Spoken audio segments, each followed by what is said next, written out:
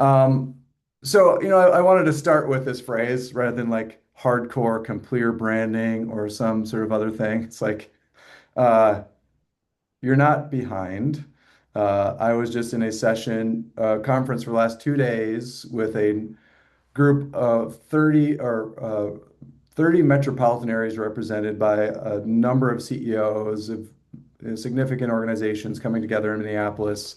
And everybody was an expert on their ecosystems, their work, the sort of history of all the things they've done to get to where they're at. But as soon as we got to the hour on AI and what it means for influencing the ecosystem of their work, which is all it was driving towards workforce development, people were very much at a novice state and saying, we don't know what we're doing. We don't know how to do it. And these were, very experienced people. And so there are people and organizations making significant progress. And I would say the corporate community is very discreetly making a lot of internal progress on the use of AI. But most people, especially in the impact space, are just getting started and just getting sort of through the moments of like, can I trust this?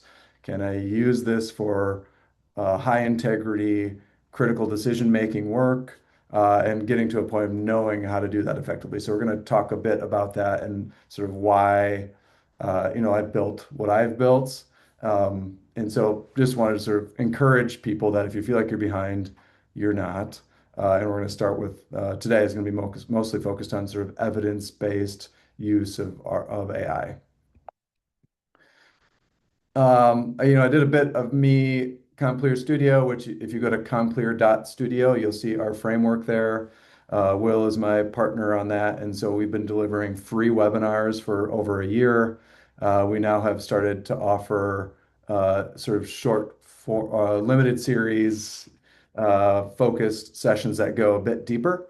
And I'll talk a little bit more about that. And then, this slide is really about that. Plus, my experience is I've done a lot of work in direct service to, address causes and consequences of poverty.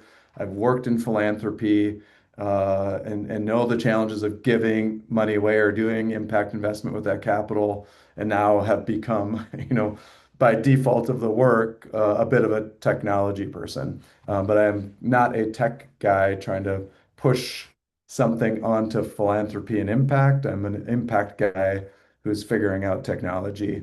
And so that's a bit of an intro of me. Oh, geez, sorry. Just a quick sort of state of philanthropy. Next slide, state of nonprofits. And, most people are experimenting with AI. Fewer people have policy in place or an organized approach to exploring or integrating AI. And not many have gotten to a place of understanding of how to even increase AI. And for me, who's been spending a lot of time in it, sort of seems like, well, why is there only 9% saying that they would increase support for it? It's because most of philanthropy really hasn't dived into it or understands it very well. And so they're just getting to the point of realizing it's not just an editing tool. There is some like an insight value to this that we're just getting to. For nonprofits, this is where I think it's very different where nonprofits are trying things, meaning they're saying, okay, we got to deliver this service more efficiently, more effectively. We don't have as much money. And so let's see if we can develop something that helps us to do our work more efficiently, which sometimes is great, but sometimes also creates a problem and breaks things. And then they have potentially more issues to solve for. And then they sort of back into the guardrails and governance and policy around that. And that's mostly how people have sort of entered the AI journey is you start doing stuff and then you realize, oh, we need to actually have some guardrails on this. And that's sort of where we're at right now is people have done enough where it's like, okay, if we're going to do this, we have to figure out governance and policy and process before we really do it effectively. And Will and I dive into this every other week in an AI 101, which we're doing, I think, next Wednesday. So if you want to dive further into sort of what we're seeing, how we're seeing it, it's a free session we do every Wednesday or every other Wednesday. And we dive more into like the 101 level of this, which, you shouldn't feel like, okay, that's like the entry level. It is, but it's also like a fundamental entry point as you're getting into your AI journey. Um, just want to hit on that journey a bit, and I mean, you're hearing me say it in my words, but there is I think, an emerging best practice pathway into enabling your organization or your team, or even just if you're a one-person shop into using it effectively, is you could go through these stages or steps as a one-person shop or as a team and get to a more effective use of AI. And this is a bit more of what we cover on these Wednesdays, but I just wanted to give you a little bit of a glimpse into sort of what we see as some of that work. Um, and now I'm gonna, transition a bit into the Complere space, and the AI learning I've had is largely come through developing a high rigor, high integrity AI tool. So I've had to learn, can you how much risk in there in doing this sort of knowledge-based work using an AI tool? What parameters do we have to have in place? How do you validate information that either goes into the system or comes out of the system? And so and then for me has emerged into a tool that I'm excited about that is the result of 25 years of working in the impact space. And the name of the company, the platform is very intentional, is Complere, which is the Latin root word for complementary, and which means, I mean, you know what the word complementary means, but in this use case, it's uh, complementary as a tool to help you do your work. Uh, and some people will use the word superpower. Some people are worried that it's going to just replace people. But no matter what, at this point, AI is really predictive text on steroids, and it requires smart leaders, especially experienced people that feel like AI could replace them or it puts them at risk.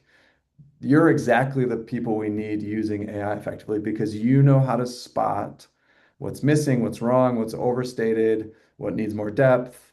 And it's not just like the young people who are learning AI and feel like they know everything because they can ask a question and they get the information right away. They don't know how to spot what might be missing based on their experience. And so, complementary for me is very much a statement of it is there to support you, to help you get access to information more effectively than maybe you've ever been able to, and to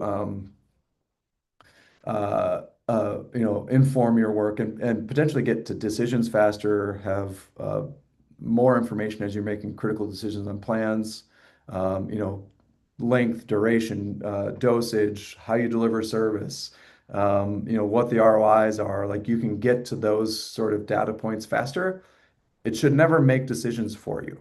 So you are still the judgment in the situation, saying, I can read this, understand this, and now I'm going to make some decisions about how to apply it. Um, a lot of words for a simple slide. So why Complere?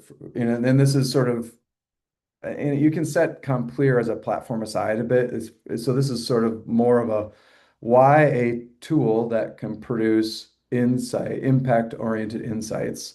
And for me, it was seeing how much great work happens at different regions around the country and the world, and doesn't have really a great way to get shared, even in social media, right? Like you think we could share our insights on LinkedIn or whatever, and everybody would pick it up and understand it.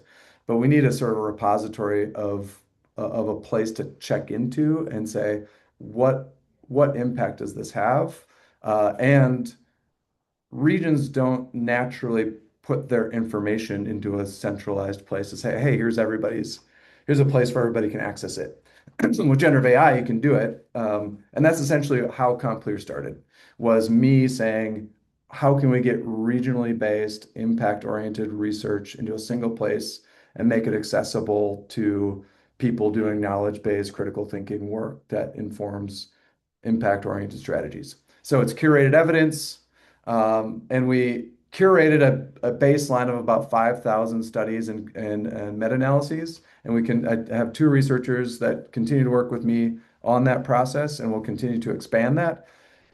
But that really is just the baseline for understanding what kind of research do we need to use an LLM to pull together to inform work. Because even 5,000, 10,000, 20,000 studies is a very limited universe in what exists out there. And so it really becomes about how you train an LLM to go find information. So if we say this is the kind of research that matters, it can go then find not similar like similar research, but similar types of peer-reviewed efforts and sort of find what else exists out there that has the same level of quality and rigor. Cited and pressure tested. This in the world of AI, if you're using Claude or ChatGPT or any sort of general purpose AI, you you are the pressure tester, right? Like you are the person that has to be able to see it and say, is this good? And more we need on the back end, we need tools to be that are purpose built to be doing that work. And that's exactly what we've been doing with Complere, is with researchers, people in the field saying, is this good? How do we train it to be for the outputs to be as good as possible at first blush? And that iterative process that you go through as a user, it gets better and better. It's not like cross your fingers, hope for the best. Like the output at the first click is good. And so we're constantly watching for all of that. Engineered objectivity. So uh, if you've been using LLMs, it starts to learn you, especially if you have your memory turned on. So it will start to learn like, oh, you have a lens on this that looks like this, and you ask these questions, and we interacted about this in a previous chat. So it starts pulling in all your memory and saying, okay, I'm your good thought partner, which in some cases is great. I think in a personal use case, it's like, oh, that's great. They understand how I think, what I want to do, the places I want to go. If you're in an objective, evaluation-based critical thinking, you want objectivity built into it. So in Complere, we've built it in a way that every analysis that you launch or project that you launch starts at zero. So it's always starting at an objectivity-focused evaluation standpoint. So even within your profile, if you have multiple projects, which you would, it's not learning from multiple projects you're doing. Every project is unique unto itself, and then it doesn't train the overall model. So that project within your interface becomes sort of firewalled from everything else. And so you can then produce consistent, as objective as possible results. And so we've sort of built it to have that sort of if you want it to learn you, uh, we may get to a point where we figure out how to help people turn the memory on, but we're sort of holding the value proposition of objectivity in the research and evaluation work is really critical. And then, research-based, not dashboard. There are great platforms like Grant Guardian, Impala, a number that are emerging that are really great finance-oriented dashboard tools that get you to depth of understanding financial implications, impact in the impact space, where they're great. I've tested all of them. I would use them. They range from free to $1,500 a year for a user, and you just have to decide if that's the kind of tool that you're looking for. How we've built Complere is to be essentially long form cited uh, information with reflective questions and really detailed sections of outputs that give you information to inform your work. It's not intended to be, I'm just going to summarize a million studies and give you two sentences or five sentences and say, here's the solution. That's not the point. The point is this is a research and evaluation and strategic planning tool that gets there. Deep thinking, I think you sort of get that same sort of ideas like this is to go deep. And the last one I think is really important is the inform, reflect, never decide. So we're always watching how Complere spits out outputs to say it should never say you should do this or this is the best approach. It should always be here's the information, you decide and always offering reflection, because that's part of also the danger of LLM is you get the information and it sounds really good. Even as an expert, it's like, oh, that's actually really good. I know that information. It's tempting to copy and paste. And so I'm always pushing people and why we have in every output reflective questions is to always stop, ask the question, or just put the question into the LLM and say, I want to go further on this. Because it's just really important that you just don't get in a habit of copy and paste from outputs and stay in a sort of critical mindset. Just moving quickly because I want to get to the sort of more demo part of this, but who is it for? Complere is for lean teams who don't have either time or the expertise on specific topics. So if your family or your organization is focused on affordable housing, and you've never worked in that industry, you've never had to experience affordable housing, and yet you have millions of dollars to give away to fund affordable housing, either you're hiring a part-time contractor or a researcher that might cost tens of thousands of dollars. And this just provides some pathway to information that helps you to feel more confident about the decisions and plans you're laying out. Similar for strategy and program teams, where it is you're laying out like, okay, we have we have to invest another $1 million into this approach, or we think this is where we're going to have the most impact. It helps you to design strategy to build programs. Similar for program evaluators and report writers. You've gotten a successful proposal, you've done some work, you have some outputs, you can put it into Complere and it'll help you to write those reports and do some of that evaluation work. Researchers, I have two contractor researchers working on this, but they're also starting to use it in their other contracts as they get hired to work with major foundations to do landscape analyses. This is significantly cutting down the time they have to take to find, build rubrics, analyze based on rubrics, to get to the output that the funder is looking for, or any organization they're working for. And I think that's, in some ways it feels like, well, they're giving away their hourly time that they get paid for. But most of these folks are really high integrity. They're not there to like bill hours. There to deliver impact, and that means they get to do more of that, which is also the danger of AI, is like you end up doing more of something. But they can do it. The other part is you can get to information and insights faster. So if you think like we need 10 million, $1 billion more going into an issue, and a tool like this can expedite by multiple months to get to the insights to inform faster movement of capital. That's pretty motivating to funders and organizations that want to address the challenge. And then obviously the last one is sort of anybody that's sort of into the deep thinking work and trying to get to an evidence-based approach. This is a tool for that. Um, what we're gonna get through to in the next, after I get through the slide, is just I'm gonna quickly walk you through the platform so you get a little bit of a tour guide approach. I'm gonna show you a few analyses I've already run, just so I'm not rerunning and burning tokens, which is a sort of climate concern. Every time we hit an analyze, we are burning tokens, which is compute cost and impact. And so we are constantly working on how do we reduce that, but also I don't want to do that in this demo, and just so I have a bunch run for you already.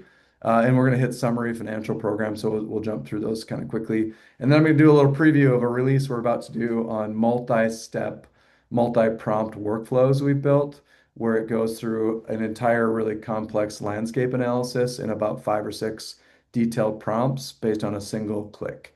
And so if you have an entry point of like, oh, we need to analyze this and do a landscape analysis, typically you'd have to build complex prompts, which is a process to do, and you'd have to do them in separate steps in Claude. So you'd have to build the prompt, run it in Claude, uh, probably start a new chat, enter that new detailed prompt, run it there, and then build a document together. We've now built some of that functionality into Complere where you can run a multi-step process. And then there's some generating of reports I want to show you where you can get the information, but then how do you package it up and take it into a meeting, into a conversation, share it with other people. So it's a little bit of a practical step, and then hopefully have a little bit of time for some questions and use case discussion.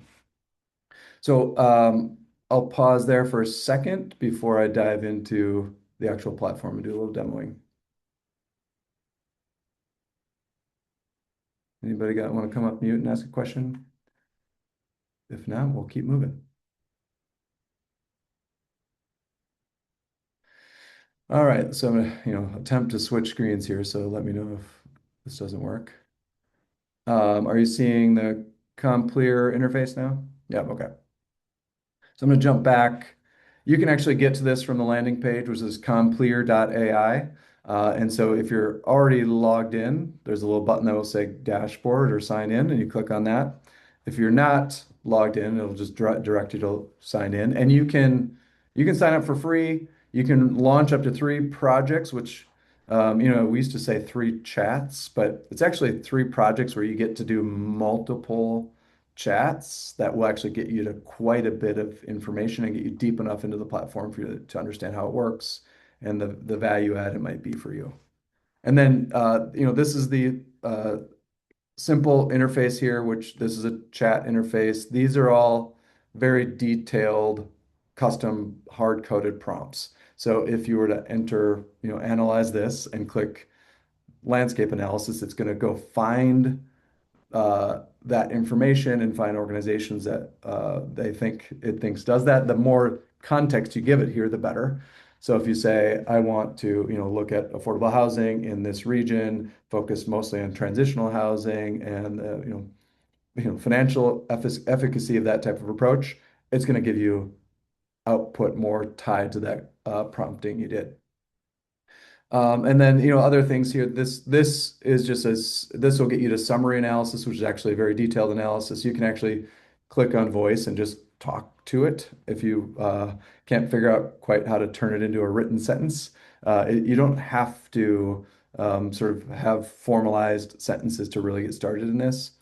And I'm going to show you a couple of updates after we get through first steps here.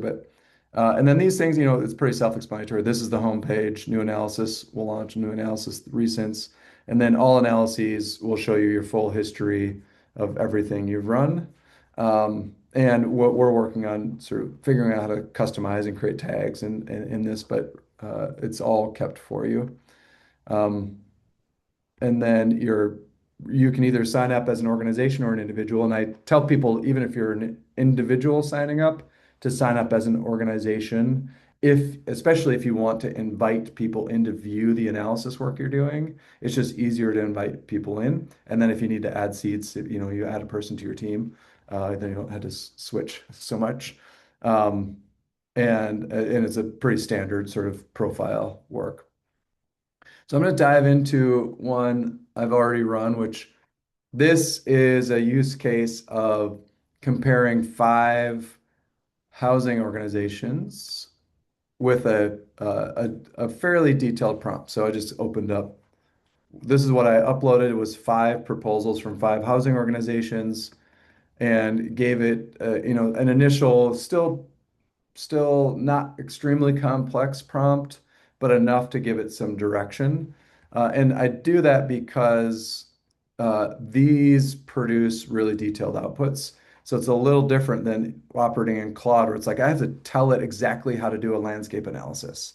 This one, you actually just have to give it a few of your opening sentences of like, here's what I'm trying to accomplish, and an organization I'm focused on or a region I'm focused on, and then it will go do the work for you in each of these categories.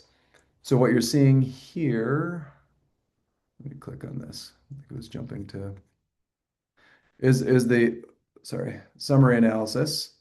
And summary is actually still quite detailed. So it's going to produce, and these are 5 nonprofits, and I'm coming at it from sort of a funder mindset of 5 organizations doing great work in my community. I have limited resources. I need to be able to make trade-off decisions on writing the checks I want to write to them. Maybe I'll write smaller ones to all of them, or I might decide this is the best one and it's most aligned to our strategy.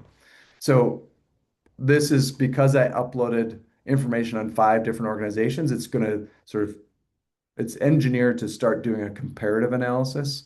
So it'll start looking at all of their information and it jumps to Candid, which is the United States sort of a repository of 501(c)(3) nonprofits, and goes to validate those organizations, pulls all that information in from Candid, jumps to ProPublica to validate that indeed that is a real organization from 2 sources and pull any additional information it might have, goes to Charity Navigator to find additional information there, and then jumps to the research that we have curated inside the database, but then uses that research to go out into the web to see if there are other gaps that should be filled. And so that's what's happening behind the scenes is the engineering that is purpose built to this case. So like what's different about this compared to Claude or any of those is you can get to that in Claude. You just have to tell it much more detail about what you want it to accomplish.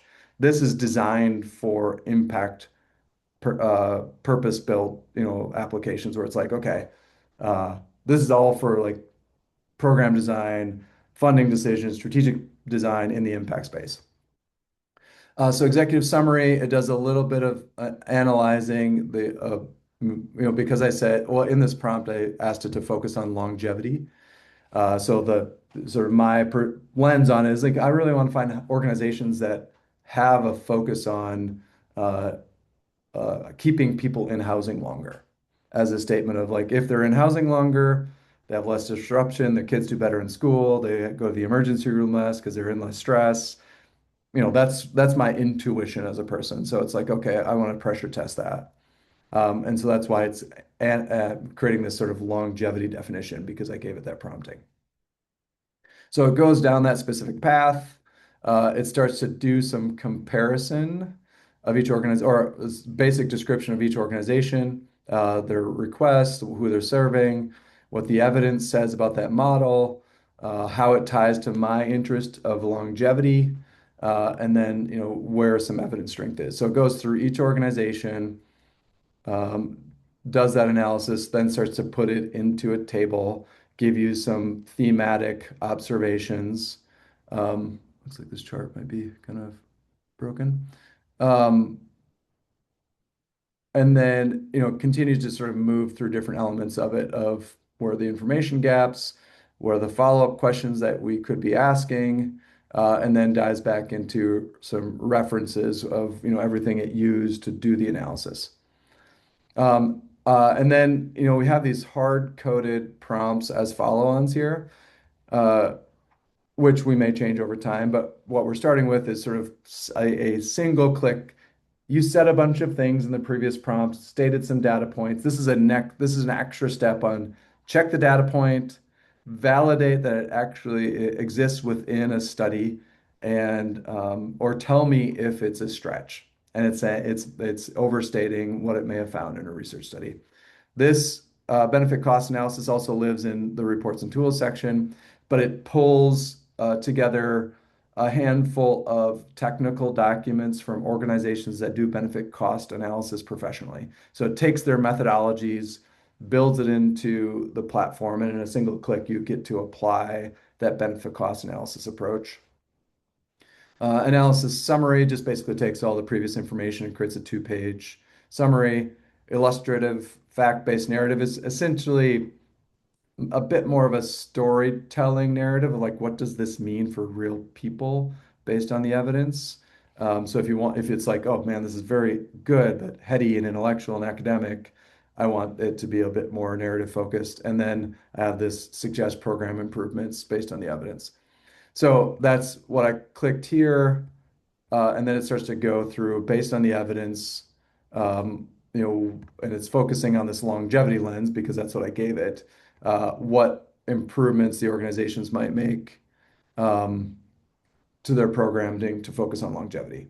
So obviously we're not going to read all of it, but you can see where, just think of yourself in this position. If you're a family foundation, what it would take to get down this process working with a researcher, the cost and time it would take to get to depth of information to inform your work. You're talking about months, many months worth of work, and probably tens of thousands of dollars invested into it. And I'm not saying this is better than that, but this is one more accessible way for people to get to that information because most people will never pay for the researcher anyway.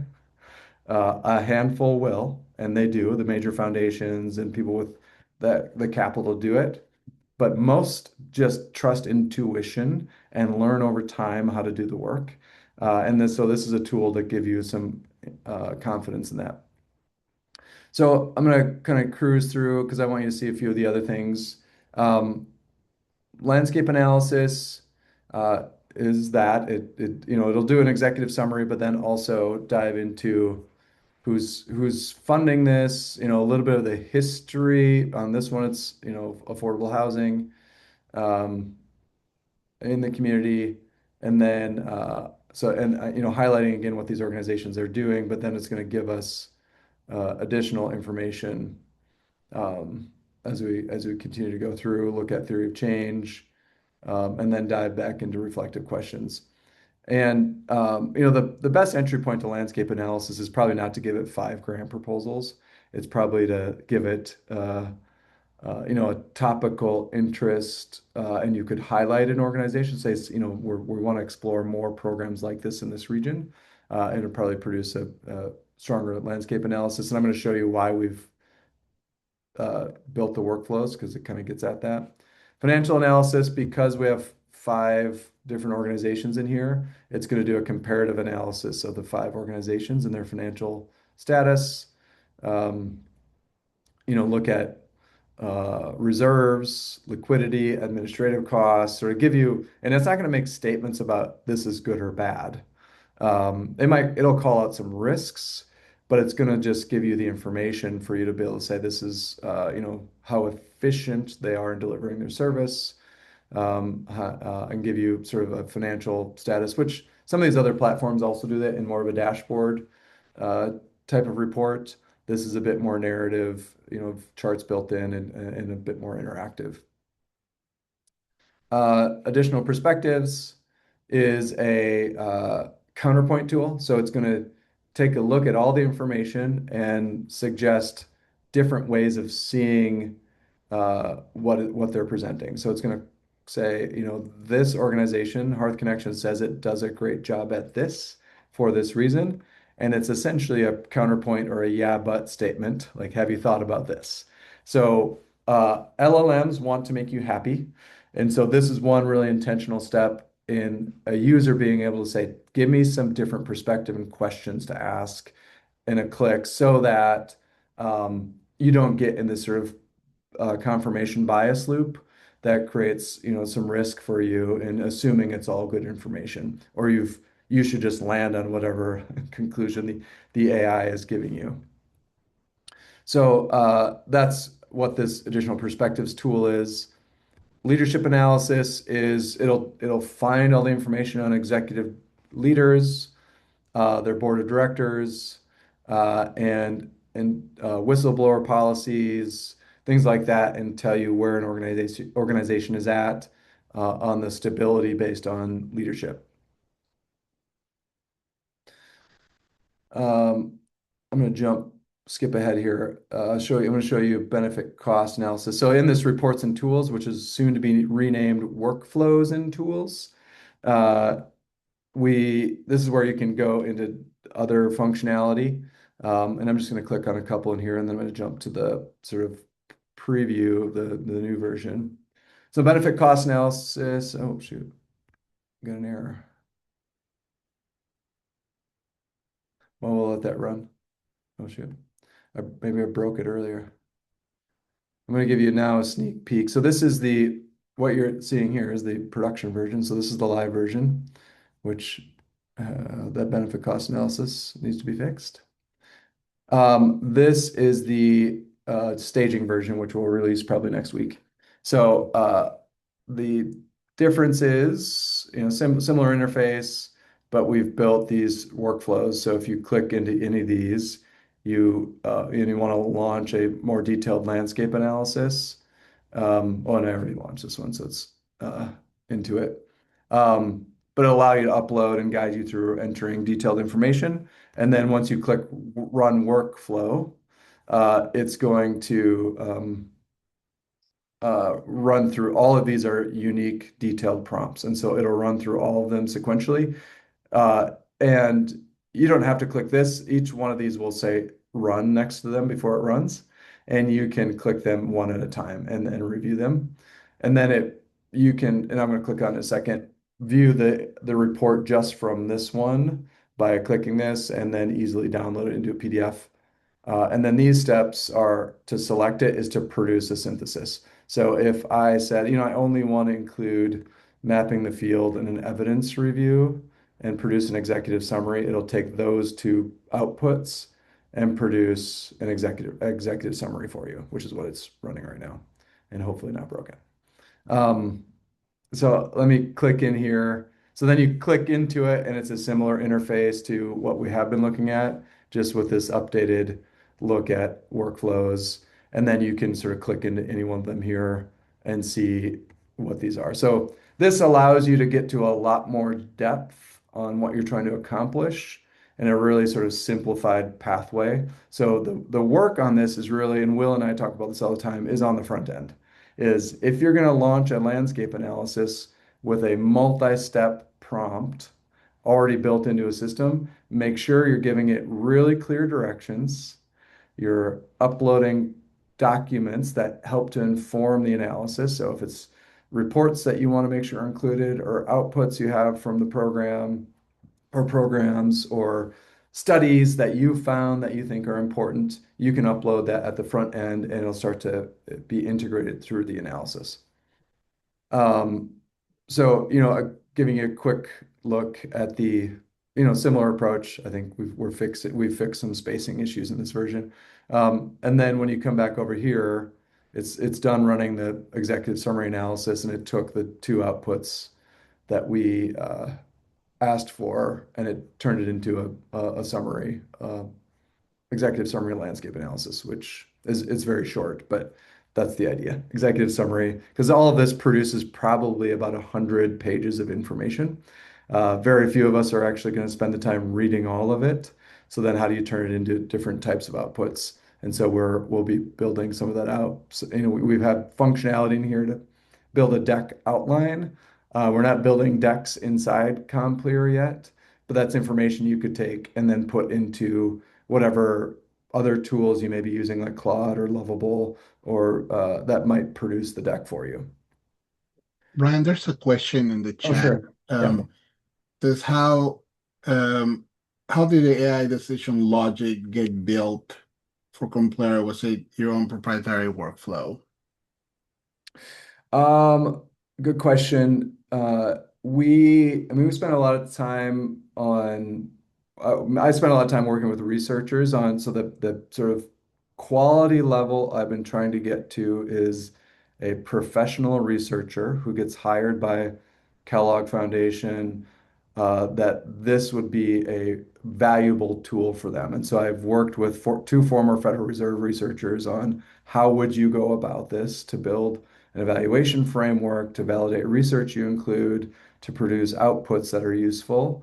And it's been a year and a half, maybe almost 2 years of sort of launching those frameworks, building them into prompts, making sure the engineering backs it up, and then continuing to pressure test. And so that's where I kept thinking like, oh, maybe I won't have to pay for researchers month to month constantly. But now at this point, I'm like, I think it's imperative in the training process that they're constantly pressure testing and helping to sort of identify issues where it's seeming to, put out information that needs to be validated more, and whatever the training on how we decide to direct the outputs is constantly analyzed. And it'll get stronger as users tell us what they're seeing, what overstatements they've identified, because there is really, I've pushed down this path pretty hard. There's no way to guarantee a removing overstatements or removing hallucination entirely. So if you think some platform should get there, it's just not how it works, because it is a probabilistic tool. It is iterating, finding information, really making very good guesses based on what it can find in the context you give it.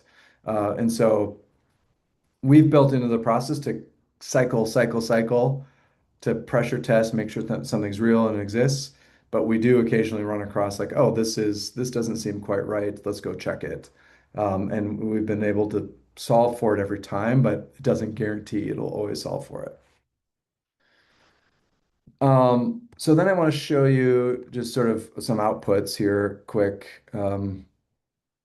So this up here, and this is sort of part of the tour guide here, is, you can easily send it to, and I'm in the staging version, so hopefully, oh yeah, I'm in this, here, let me jump back over here. So this is our live version that you would interact with. So if you wanted to send it to your team, instantly creates the PDF of this output and sends it to somebody. Um, you can copy and paste it, so it jumps to your clipboard if you want to take it into Word or Google or wherever you're working and actually just start editing it and interacting with it, you can. And then this is one where it's, if you like what it's producing and you want to see a nicely designed output, it instantly, brands the report, produces a table of contents, and then gives you a nice document that you can use to bring into a conversation or share with others and say, "Hey, I've been working on this. What do you think?"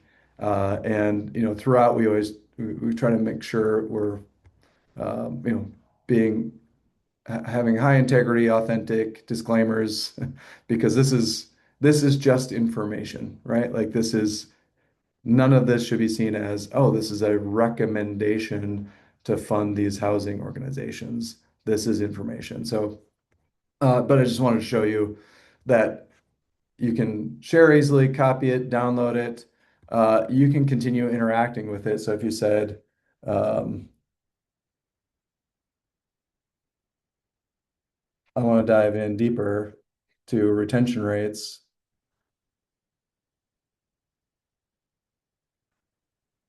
it's going to go deeper on what it means by retention rates, find evidence to help you understand retention rates, give you more reflective questions, and produce a deeper dive on that. So you can click on all the stuff we have in there, or you can take the conversation wherever you want it to go, and then pull that information into whatever sort of workflow purpose you have for it. I am going to jump back over to our presentation, but also just want to get to making sure you all have a chance to ask questions or even try a use case. So please feel free to jump off. And Will, thanks for your help on the chat. I missed that. This slide you're looking at is, I'm here to, like, I'm building a platform. People are subscribing to a platform. I am selling the platform, but it's also, I'm here to build the field of using AI in the impact space so that people don't just dive into an LLM, either just scared out of their minds and don't know what to do, or misusing it in ways that can be counterproductive to your work. So, to that end, these are all kinds of great resources. This is not exhaustive. Um, I just learned about AI for All in the Bay Area that is doing some great work to help build AI literacy across the country. A number of these organizations are Brookings Institute, Opportunity at Work is, TAG, which is mostly philanthropically oriented. These are some platforms that are out there, governance oriented uh, resources you can get to. But there's more and more emerging. It's great because there needs to be a complex universe of this stuff happening. And no one organization is going to own the sort of perspective and market on something. And so that's what is emerging though is depth of thought that will help smart leaders get to the work they need to. Just going to quickly highlight, and actually maybe Will, can I put you on the spot to sort of highlight the work we're doing with Complere Studio? Yeah, absolutely. Happy to do so. What has emerged from what Ryan is sharing with you is something that we notice in the industry. We come in from me personally, nonprofit and the technical side, and there is a need from organizations to develop their processes better rather than jumping directly into which is the best tool that we can use. The great, you have tools like Complere, Impala, etc., all of the ones that Ryan mentioned. But if your organization has not put some thought into what is the process for us to adopting, it's the challenges that they're facing. So because of that, we are doing free intro sessions every week, providing high level overview. Uh, Once you go to the cycle of the intro sessions, about a month, where we see from just what is the 101 introduction to prompting in landscape analysis, deep research.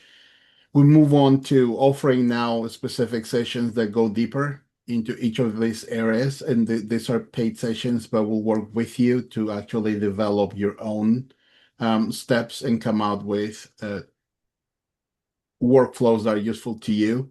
Um, from there, group coaching with the idea that now it's not an individual effort and not just an individual journey for you, but could be your team or could be a group of organizations that want to dive in. In the final stage, it's a cohort learning experience. There is a lot online. There's a lot of information being shared, but not necessarily tailored to the needs of an organization or a group of organizations. And the idea of the cohort, it's common language, right? Rather than being an isolated, siloed experience where I only do it for my organization, but part of my um, key players of my ecosystem can join, we can share some common language and we can learn together. So we help organizations walk through this process from the discovery to the longer 6 months, a year process of becoming fully embedded into using LLMs in their work. Awesome. Thanks, Will. Gonna keep moving. Um, we're getting to the end here. A few things I want to leave you with is, again, you're not behind. And if you're feeling behind, that's okay. But I just want to encourage you to engage with your team. If you're already into just testing tools, and just carefully decide what you're testing and why you're testing it and how you're testing it. Um, and then as you experiment, think about how you turn that into a pilot approach. And, we're offering a sort of sequential step in the Complere studio work, but we know, you know, that may not work for everybody. So just want to leave you with, how do I move through this myself? And just, keep learning. This is not software. This is a new way of working. And that's what's really important to learn is there's speed in this, meaning like I can do complex work faster because of these AI tools, but it's not really about the speed. It's about how do we get to what we need to accomplish, which is sort of the deep thinking, strategic work. Um, and we're not really focused, I'm not really focused on helping you learn how to use Google Gemini to edit a paragraph. Like all of us will figure that out, and Google's going to show us how to do that. It's the what's the next step from that, where it's like, how do I take information, gain insights, inform my work, make smart decisions. That's the real like next societal level benefit of AI, more so than efficiency-based progress. Uh, last pitch on Complere, like I said, you can sign up for free, launch projects for free. You'll get a prompt at some point of once you've run 3 projects to join. We are offering early adopter pricing right now, and which is, as I'm learning, I'm learning why we have pro levels and all that stuff on the token burn because it is real. It does cost something to, run prompts which we're kind of constantly watching on a sort of energy use level. Um, but getting to this depth of information to be able to access APIs and pull in research is a significant effort and has some cost to it. So we have a cost. Um, but I would encourage you to jump in, try it. If you can swing it in your budget to commit to using it for a longer amount of time, and give us feedback and saying this is great, this is, I'd love to see more of this, because while we're launched into the market, we're still very much learning, improving on the experience level, but also on quality of output level. So would be honored to have your sort of partnership in that work. And then also check out the other stuff Will and I are doing in the free sessions for Complere through Complere Studio. And then we are just about to launch our first limited series 3 session, which will get deeper into the sort of categories of how do you move into AI effectively. And we'd love to have you in those. Um, Here is my email, and you can reach out to me directly. Uh, we do have a small team, but I'm still very available to people as they start to explore AI in general, but also Complere. I'm working with a handful of organizations literally just showing up in their team meetings and saying, here's what you can think about and work on. So where you have some of that need, I'm ready, willing to do that alongside demoing Complere with you further. And Will certainly too on the work he does. He works with a number of impact-oriented organizations independently and would be there to help as well. With that, um, thank you for your time. I really appreciate everybody showing